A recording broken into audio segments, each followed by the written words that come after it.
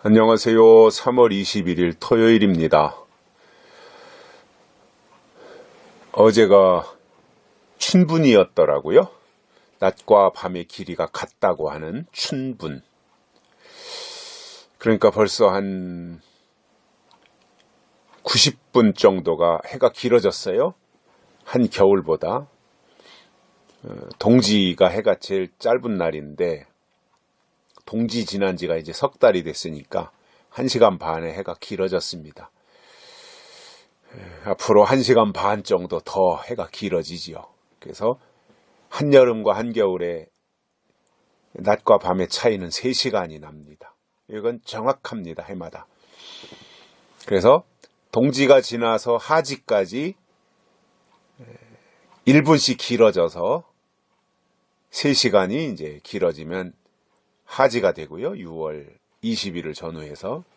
이제 하지가 지나면 동지까지 하루에 1분씩 줄어들어요. 그래서 동지가 되면 여름보다 3시간이 해가 짧아지는 거죠. 근데 그 중에 오늘이 이제 춘분이니까 봄의 낮과 밤의 길이가 같은 날입니다. 추분은 가을의 낮과 밤의 길이가 같은 날이 되겠지요. 어느새 이제 시간이 이렇게 훌쩍 지나가서 춘분을 맞이하고 이제 농사가 본격적으로 시작이 되고 그 농사 짓는 분들의 발걸음과 손길이 매우 분주해지는 시기가 되었습니다. 그래서 그런지 이제 제가 살고 있는 이 지역 근처에도 다 밭이다 보니까 거름을 내다가 뿌린 탓에 그 냄새가 많이 나는 편입니다. 어제 보니까 주식이 폭락했더라고요. 우리나라의 대기업에 속하는 모 회사가 주식이 45,000원을 호가했는데 어제 18,000원으로 떨어졌어요. 대단한 거죠, 그죠? 엄청나게 떨어진 겁니다. 그러니까 그 사람이, 이제 그 친구가 43,000원 하다가 33,000원인가로 이제 주식이 내려가니까, 더는 안 내려가겠지. 이때 사야지 하고 이제 주식을 샀대요. 근데 하루 만에 거기서 또 5,000원이 떨어져서 18,000원이 됐다 그래요. 참, 금값도 내려갔죠. 9%인가 떨어졌습니다. 달러 환율은 올라가고 있습니다. 여러 가지 경제적으로 굉장히 어려워지는 시기입니다. 어떻게 슬기롭게 잘 극복할 수 있도록 대비하셔야 되고, 아마도 이 우한 폐렴에 대한 예방주사라고 그래야 되나요? 이 예방약은 아마도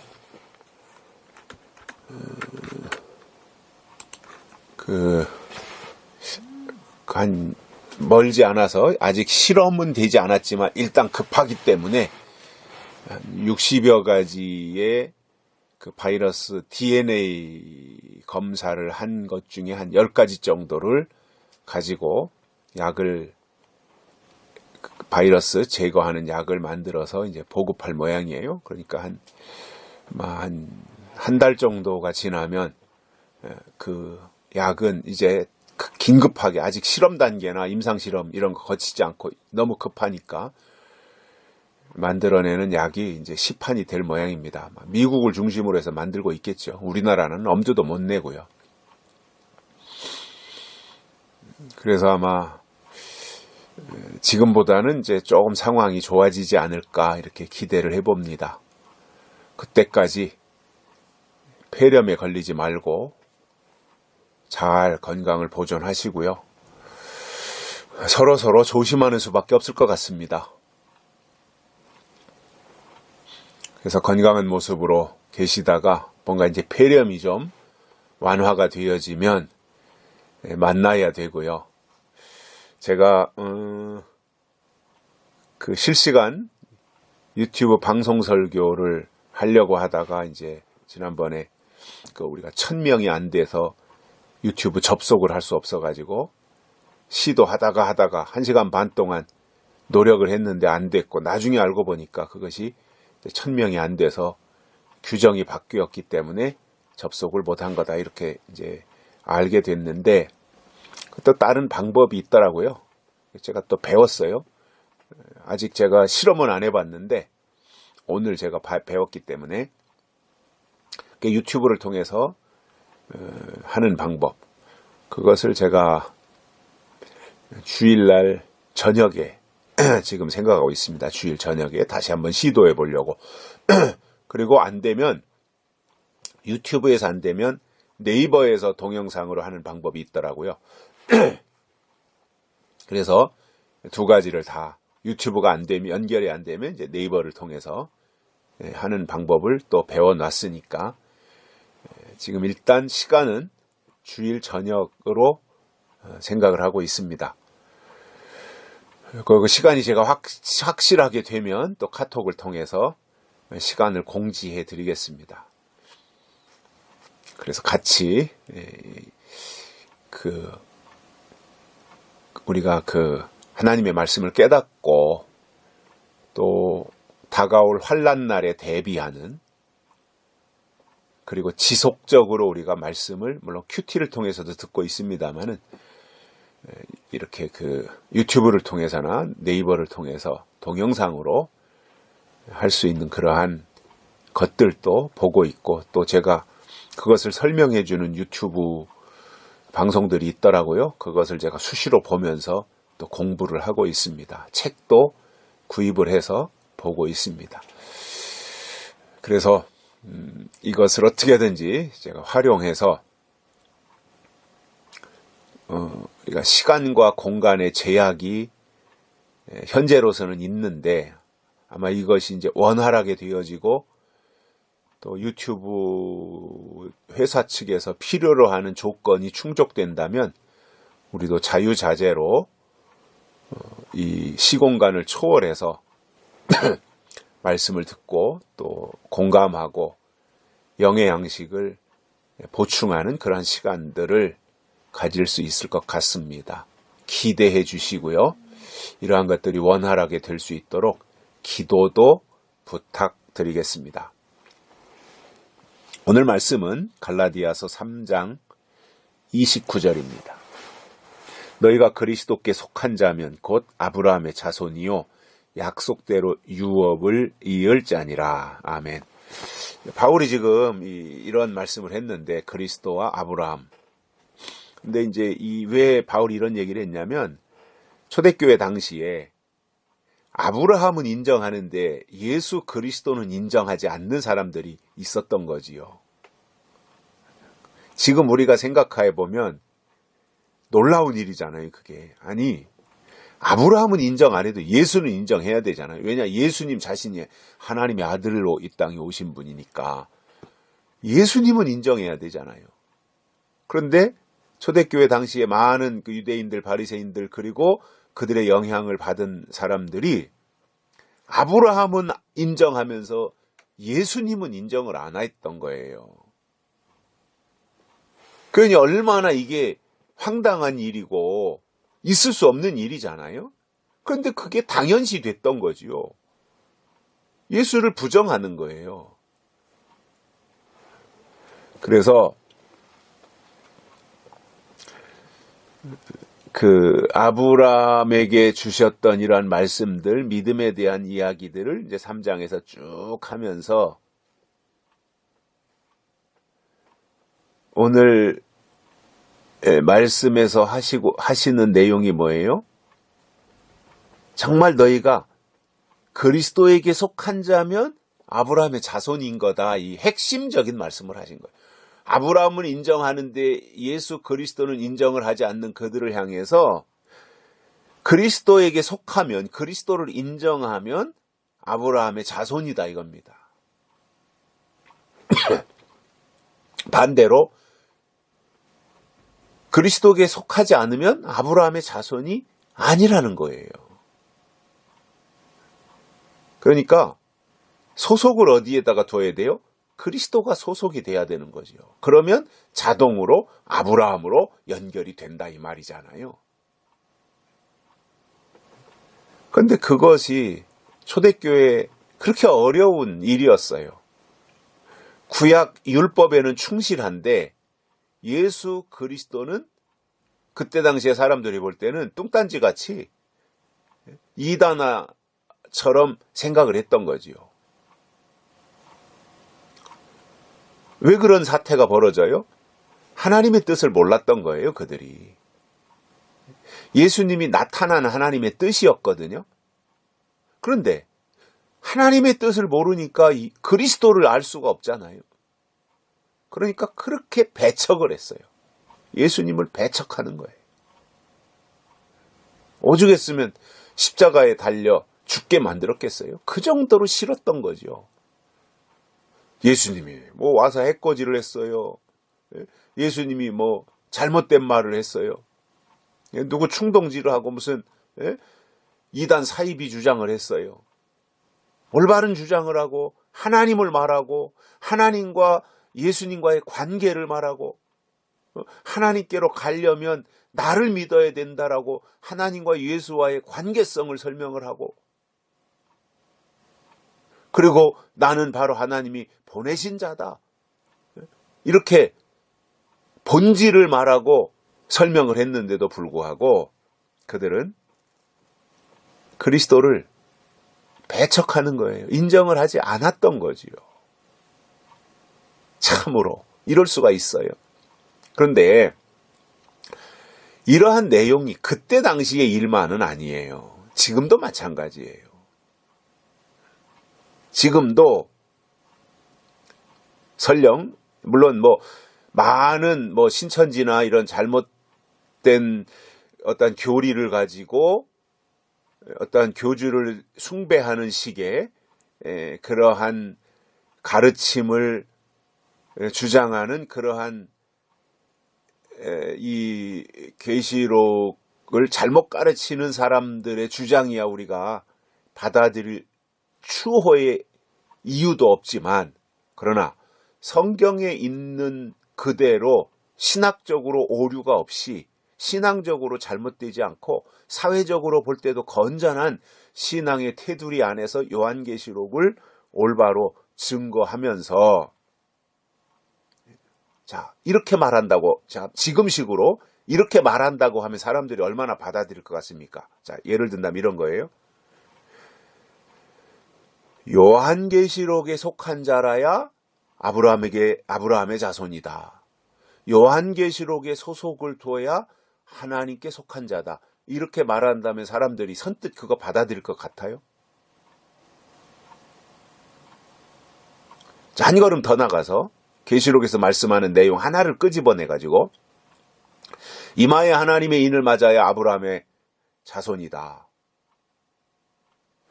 이마에 인 맞지 아니하는 신앙은 다 가짜다. 그러니 인 맞아라. 이렇게 말하면 그게 성경이 말하는 사실인데도 불구하고 사람들은 그 말하는 사람들을 이상하게 생각을 할 거예요. 똑같은 말이거든요. 바울이 갈라디아서 3장에서 오늘 본문에서 말한 거나 그것을 2000년 뒤로 시계를 물려가지고 지금 와서 똑같은 입장에서 계시록으로 믿어야 된다. 또 하나님의 인치심을 받아야 된다. 이러한 것을 말하면서 그래야 하나님의 자손이고 아브라함의 자손이다 라고 말할 때 사람들이 그것을 선뜻 받아들이냐 말이에요.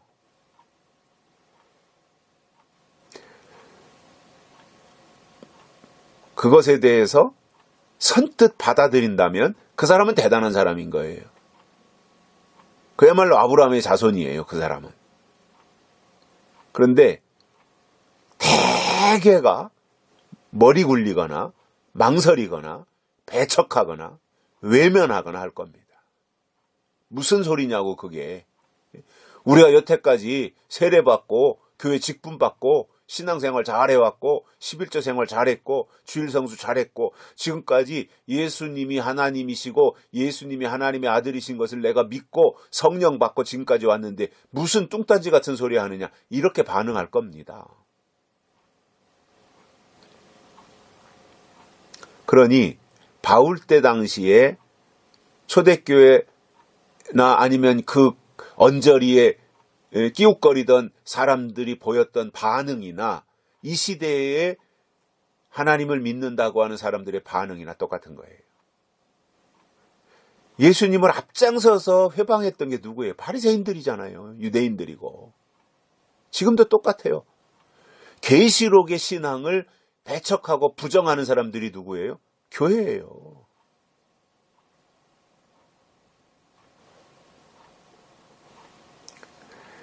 그러나 사람들이 반대를 하든 방해를 하든 그것과 상관없이 그리스도께 속한 자면 아브라함의 자손이요 약속대로 유업을 이을 자니라. 이것처럼 지금도 똑같이 계시록의 신앙에 속한 자면 아브라함의 자손이요 예수 그리스도의 자손이며 약속대로 하나님의 유업을 이을 자니라. 맞는 말이잖아요. 그죠? 똑같은 말이거든요. 아브라함의 자손이라야 유업이 있잖아요. 기업이 있단 말이에요. 그 아브라함의 자손이 어떻게 돼요? 그리스도에게 속하면 된다 이거예요. 계시록의 신앙에 소속을 두면 자동으로 그 길로 가는 거예요.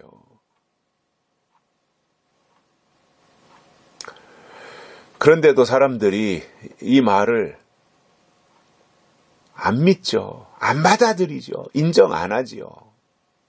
왜 그렇습니까? 아마도 그때 당시에 예수님이 목수의 아들로 오지 않고 이 헤롯의 아들이나 아니면 빌라도 총독의 아들이나 이렇게 좀 뭔가 이 명성이 있거나 세도가 있는 집안에서 근사하게 아들로 태어나서 그래도 그때 당시에 최고의 학교를 다닌다든가 이렇게 해서 수많은 사람들의 환영을 받는 입장에서 예수가 등장해서 이 말을 했다면 그래도 다수가 지지하고 따랐을 거예요. 그런데 목수의 아들이에요. 그리고 성령으로 잉태되어서 마구간에서 태어났어요. 성령으로 잉태됐다는 말도 이해를 못하는 거예요. 어떻게 성령으로 잉태되냐 사람이. 남녀가 결혼해서 같이 살아야 애가 생기는 거지 성령으로 잉태된다는 말을 도저히 깨닫지 못하고 이해 못하니까 그 예수님을 인정하지 않았던 거죠. 지금도 마찬가지예요. 계시록의 올바른 신앙을 증거하는 데 있어서 그래도 수천 명, 수만 명 모이는 교회에서 박사학위를 가지고 그것도 철학 박사나 신학 박사, 그것도 가짜 박사가 아니라 제대로 저 미국에 가서 공부하고 박사학위를 받아가지고 와서 그래도 한국의 유명한 신학대학 강의도 나가고 또 어느 한기총이나 이런 데 소속을 두고 그러면서 사회적인 명성과 지위를 가진 사람이 계시록의 신앙에 속해야 아브라함의 자손이다 그러면 그 말을 듣고 지지하고 따르는 사람들이 많을 겁니다. 그런데 누가 봐도 뭐 전혀 인정할 수 없는 쬐깐한 이 기반을 둔 교회에서 별로 유명하지도 않은 사람이, 학위도 없는 사람이 그런 말을 한다면 누가 인정하겠어요? 저 변두리에서 아니면 저 서산 구석에서 아니면 저 대전에서 아니면 저 광주에서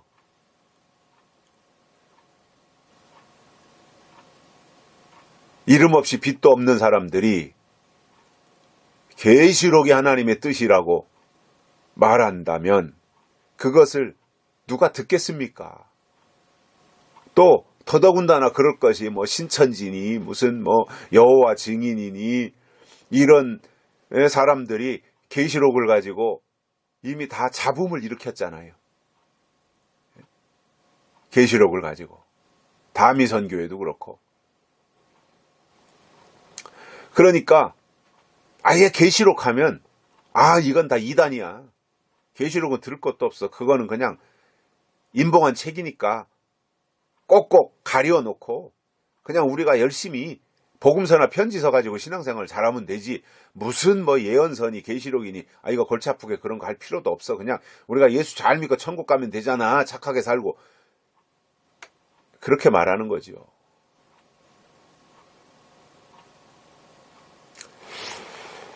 만약에 그때 당시에 예수님이 헤롯의 궁전에서 태어나서 활동했다면 아마 십자가 안 지셔도 될걸요. 모세가 바로왕 앞에 갈 때 그냥 근사하고 멋진 모습으로 있다가 갔으면 그 고생 안 해도 됐을걸요. 아마 광야에 나가서 40년 동안 양치는 목동이 되어가지고 지질이 고생하고 살인자가 되어서 도망다니고 하다가 바로왕 앞에 가려니까 내키지가 않았던 거지. 하나님이 이런저런 설득을 시켜가지고 가라고 하니까 그때 드디어 항복하고 나섰던 거지 않습니까?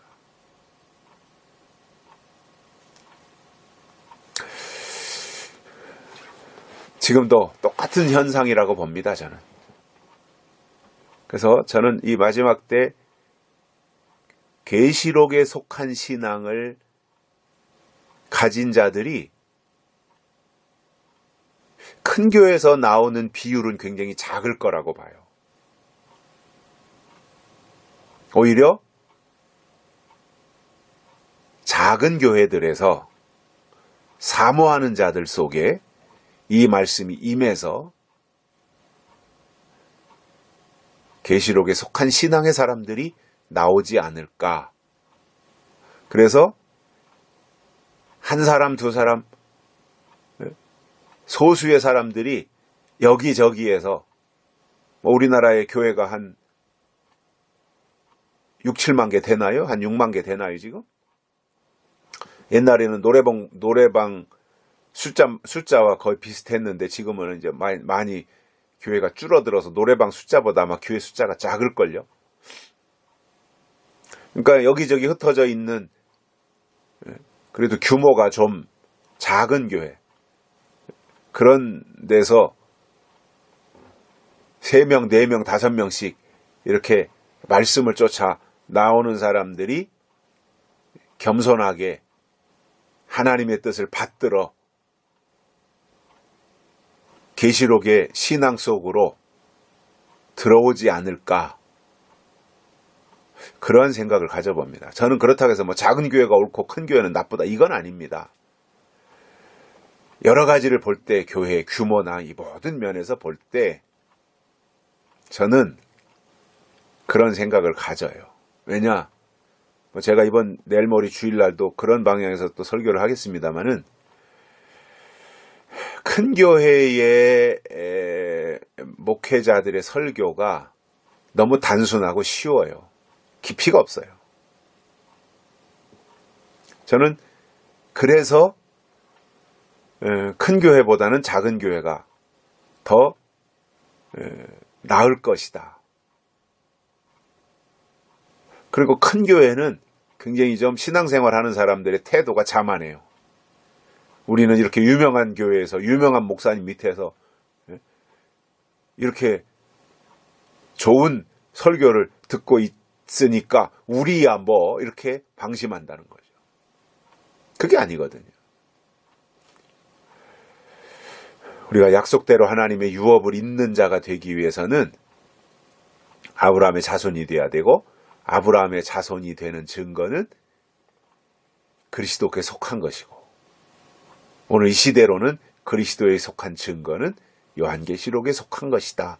이것을 깨닫고 오늘 토요일인데요. 오늘 또 말씀으로 승리하고 오늘 보내드리는 이 말씀 되새김질하고 또 되새김질하면서 마음에 꼭 새기고 하나님이 주시는 명령으로 받게 되시기를 바랍니다. 여기까지 합니다. 감사합니다.